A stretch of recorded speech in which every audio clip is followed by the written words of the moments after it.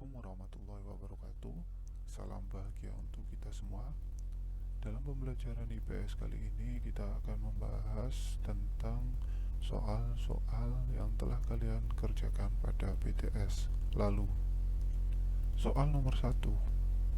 Negara yang memiliki ciri geografis berbentuk kepulauan yang terpisah-pisah.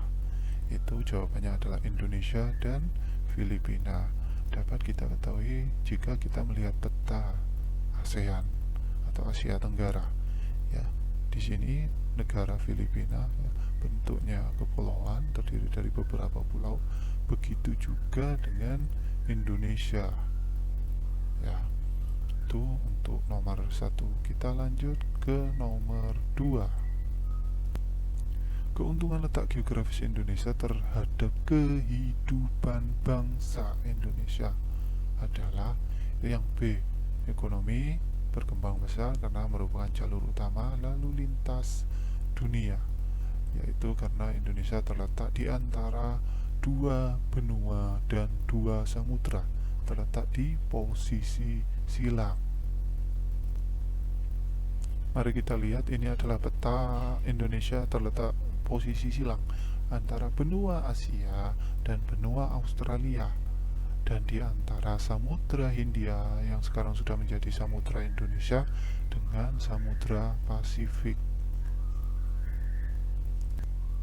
Kita lanjut ke nomor 3. Sumber perekonomian utama negara Brunei Darussalam adalah pada sektor minyak dan gas bumi.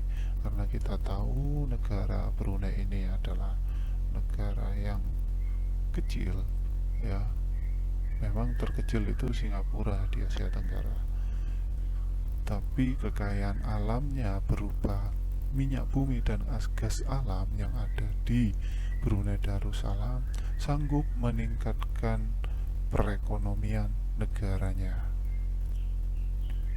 Lanjut ke nomor 4. Perbedaan yang jelas kondisi keuangan negara Laos dibanding negara lainnya di Asia Tenggara adalah tidak memiliki bentang alam laut. Mari kita simak peta ASEAN atau peta Asia Tenggara di sini. Yang berwarna ungu ini adalah negara Laos. Negara ini berada di tengah-tengah, yang memang satu-satunya negara yang tidak mempunyai bentang alam laut seperti negara Asia Tenggara yang lainnya. Kita lanjut ke nomor 5. Di bagian utara negara Thailand banyak menghasilkan kayu-kayu yang bernilai jual tinggi seperti kayu jati. Hal ini dipengaruhi karena kawasan hutan hujan tropis, ya, sebelah utara di sini, sebelah sini, ya, di Thailand.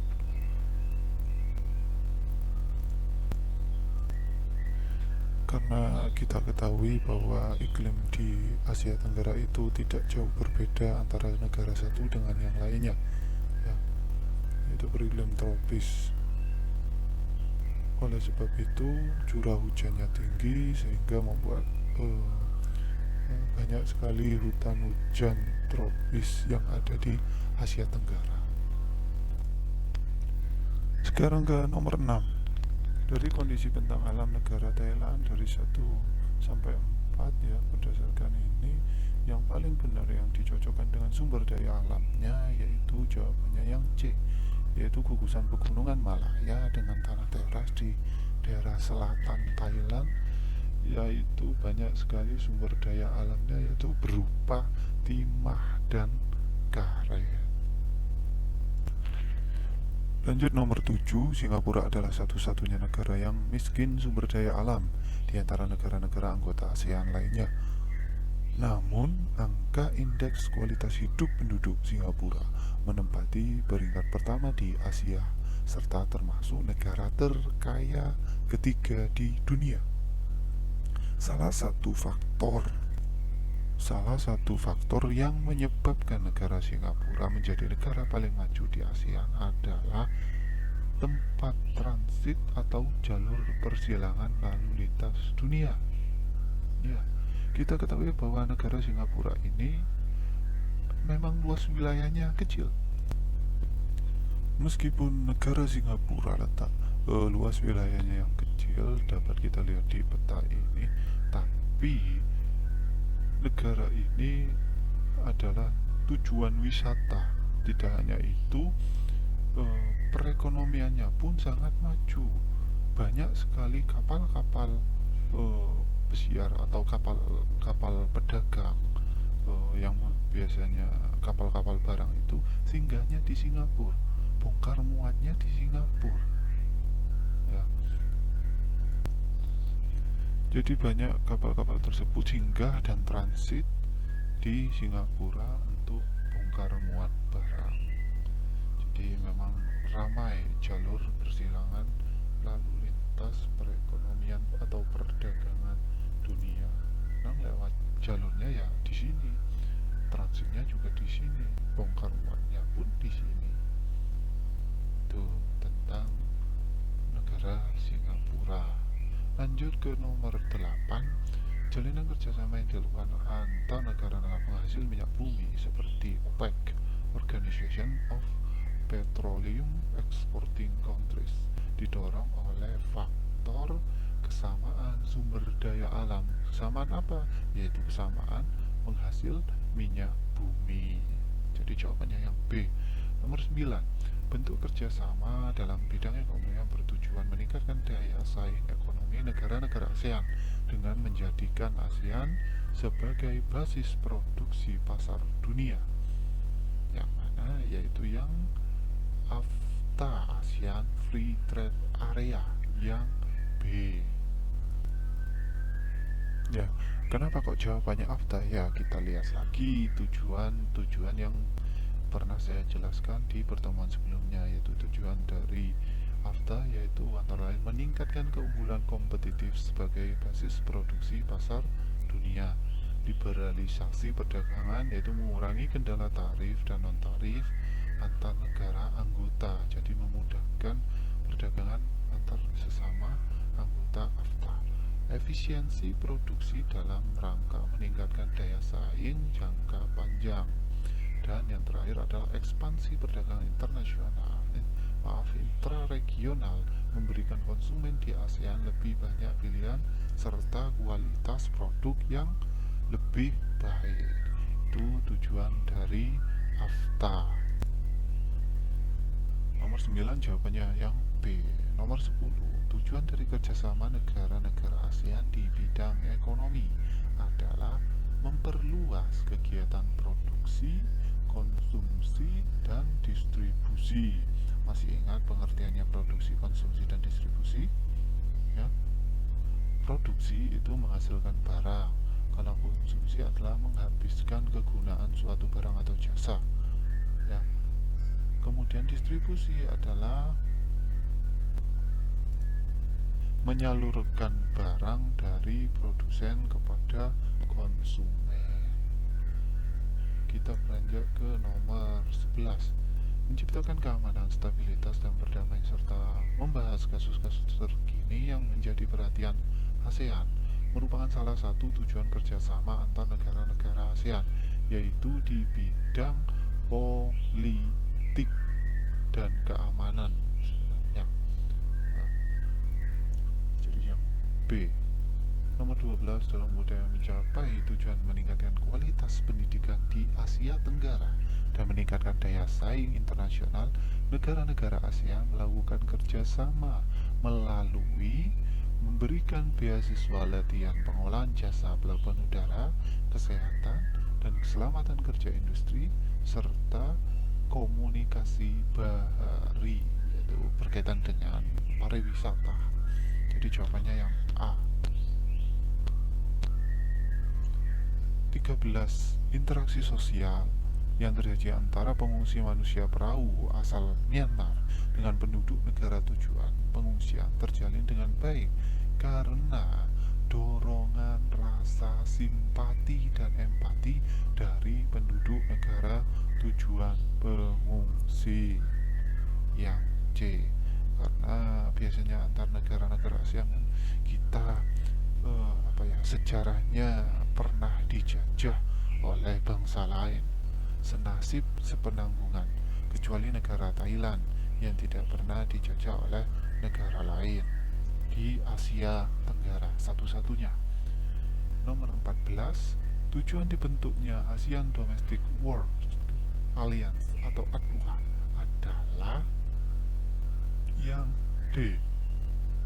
Mengadvokasi kesetaraan hak asasi manusia dan perlindungan ketenagakerjaan bagi pekerja rumah tangga di Asia. Memang ADWA ini sangat butuh kita karena banyak TKI atau TKW yang ada di Asia Tenggara khususnya. Mereka perlu mendapatkan jaminan keamanan, jaminan pembelaan hukum ya, karena beberapa waktu atau beberapa tahun yang lalu banyak terjadi kekerasan terhadap TKI atau TKW yang bekerja di Asia Tenggara. Nomor 15, negara-negara Asia memiliki pola arah angin yang berganti setiap setengah tahun sekali, disebut angin muson timur dan angin muson barat. Karena apa? Karena ya tadi itu dilihat di peta itu berada di persilangan antara dua benua dan dua samudra. Ini adalah peta gambar tiupan angin muson barat dan timur. Kalau yang ini gambar peta pergerakan angin muson barat dari benua Asia menuju benua Australia. Kalau yang ini adalah pergerakan angin muson timur dari benua Australia menuju ke benua Asia. Angin muson barat itu membawa uap air sehingga terjadi di Indonesia mengalami musim penghujan. Kalau angin muson timur membawa hawa panas dari benua Australia itu, mereka di sana panas, maka terjadi musim kemarau di Indonesia. Itu pengertian tentang angin muson barat dan muson timur. Nomor 16, asap dari kebakaran hutan yang melintas batas negara ASEAN yang menyebabkan rusaknya kualitas udara kesehatan manusia sehingga mengundang perhatian dari negara anggota ASEAN untuk bekerja sama mengatasinya. Merupakan bentuk interaksi keruangan antar negara ASEAN yang dipengaruhi oleh faktor apa? Jawabannya adalah yang A, iklim. Karena jika musim kemarau, hutan-hutan yang ada di Indonesia itu rawan sekali terjadi kebakaran hutan. Jadi yang A. Nomor 17, pengaruh buruk akibat perkembangan teknologi transportasi dan komunikasi terhadap kehidupan masyarakat dalam aspek sosial.